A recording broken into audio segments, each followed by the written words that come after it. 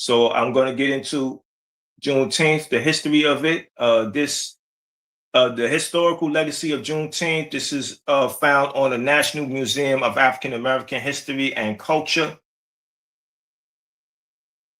So on this site, it says Freedom's Eve and watch night services. On Freedom's Eve, or the eve of January 1st, 1863, the first watch night services took place. On that night, enslaved and free African Americans gathered in churches and private homes all across the country, awaiting news that the Emancipation Proclamation had taken effect. At the stroke of midnight, prayers were answered as all enslaved people in Confederate states were declared legally free.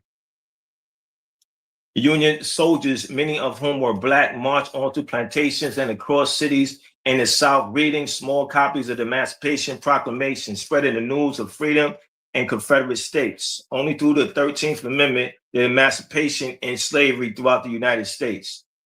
Understanding the significance of June 19th, 1865, but not everyone in Confederate territory would immediately be free.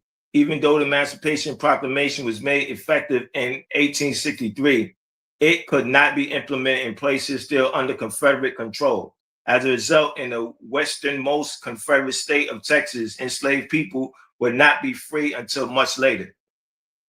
Freedom finally came on June 19th, 1865, when some 2,000 Union troops arrived in Galveston Bay, Texas. The Army announced that the more than 250,000 enslaved Black people in the state were free by executive decree.